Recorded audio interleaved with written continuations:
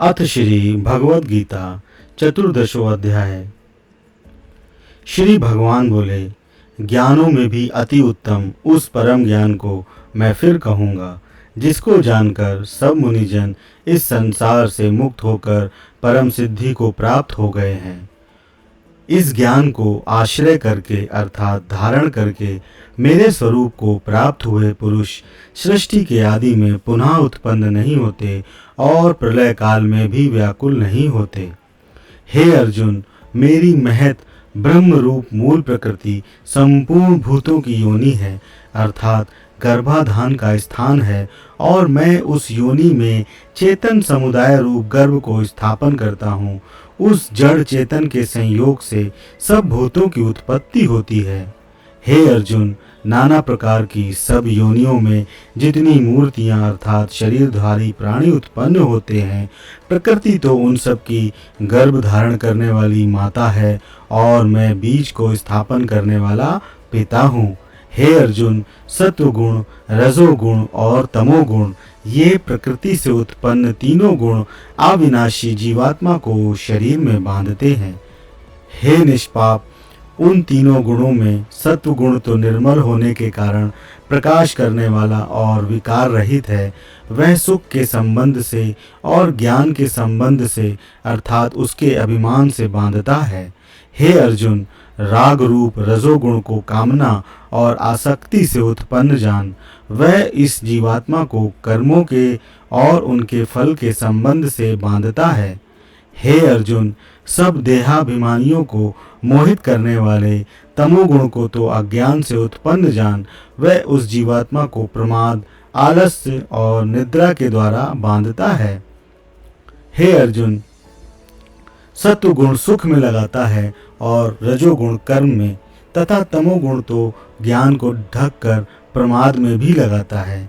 हे अर्जुन, रजोगुण और तमोगुण को दबाकर सत्वगुण और तमोगुण को दबाकर रजोगुण, वैसे ही सत्वगुण और रजोगुण को दबाकर तमोगुण होता है अर्थात बढ़ता है। जिस समय इस देह में तथा अंतःकरण और इंद्रियों में चेतनता और विवेक शक्ति उत्पन्न होती है, उस समय ऐसा जानना चाहिए कि सत्वगुण बढ़ा हुआ है।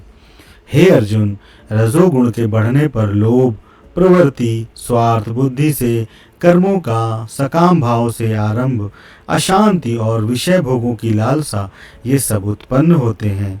हे अर्जुन, तमोगुण के बढ़ने पर अंतःकरण और इंद्रियों में अप्रकाश, कर्तव्य कर्मों में अप्रवृत्ति और प्रमाद अर्थात व्यर्थ चेष्टा और निद्रादि अंतःकरण की मोहनी वृत्तियां ये सब ही उत्पन्न होते हैं। जब यह मनुष्य सत्व गुण की वृद्धि में मृत्यु को प्राप्त होता है, तब तो उत्तम कर्म करने वालों के निर्मल दिव्य स्वर्ग आदि लोकों को प्राप्त होता है। रजोगुण के बढ़ने पर मृत्यु को प्राप्त होकर कर्मों की आसक्ति वाले मनुष्यों में उत्पन्न होता है तथा तमोगुण के बढ़ने पर मरा हुआ मनुष्य कीट, पशु आदि मूढ़ योनियों में उत्पन्न होता है। श्रेष्ठ कर्म का तो सात्विक अर्थात सुख, ज्ञान और वैराग्य आदि निर्मल फल कहा है। राजस कर्म का फल दुख एवं तामस कर्म का फल अज्ञान कहा है। सत्व गुण से ज्ञान उत्पन्न होता है और रजोगुण से निसंदेह लोभ तथा तमोगुण से प्रमाद और मोह उत्पन्न होते हैं और अज्ञान भी होता है। सत्वगुण में स्थित पुरुष स्वर्ग आदि उच्च लोकों को जाते हैं। रजोगुण में स्थित राजस पुरुष मध्य में अर्थात मनुष्य लोक में रहते हैं और तमोगुण के कार्य रूप निद्रा, प्रमाद और आलस्य आदि में स्थित तामस पुरुष अधोगति को अर्थात कीट, पशु आदि नीच योनियों को तथा नरकों को प्राप्त होते हैं। जिस समय दृष्टा तीनों गुणों के अतिरिक्त अन्य किसी को करता नहीं देखता और तीनों गुणों से अत्यंत परे सच्चिदानंद घन स्वरूप मुझ परमात्मा को तत्व से जानता है, उस समय वह मेरे स्वरूप को प्राप्त होता है। यह पुरुष शरीर की उत्पत्ति के कारण रूप इन तीनों गुणों को उल्लंघन करके जन्म, मृत्यु, वृद्धावस्था और सब प्रकार के दुखों से मुक्त हुआ परमानंद को प्राप्त होता है। अर्जुन बोले, इन तीनों गुणों से अतीत पुरुष किन किन लक्षणों से युक्त होता है और किस प्रकार के आचरणों वाला होता है, तथा हे प्रभु, मनुष्य किस उपाय से इन तीन गुणों से अतीत होता है।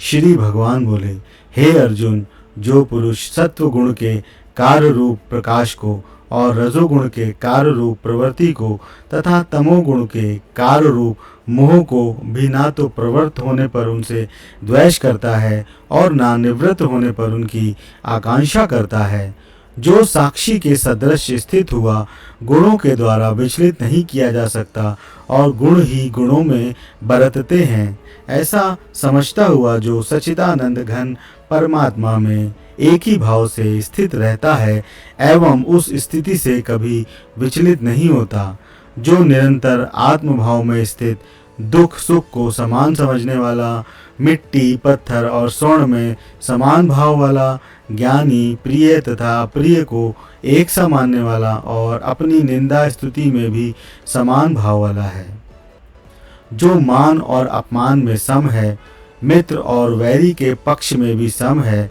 एवं संपूर्ण आरंभों में कर्तापन के अभिमान से रहित है, वो पुरुष गुणातीत कहा जाता है।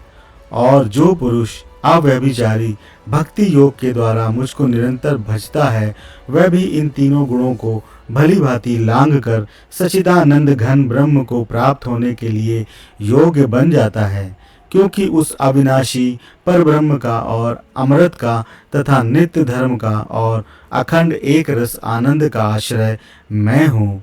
ओम तत्सदिति श्रीमद् भागवत गीता सुपनिषत्सु ब्रह्म विद्यायां योग शास्त्रे श्री कृष्ण अर्जुन संवादे गुणत्रय विभाग योगो नाम चतुर्दशोऽध्याय समाप्तम्।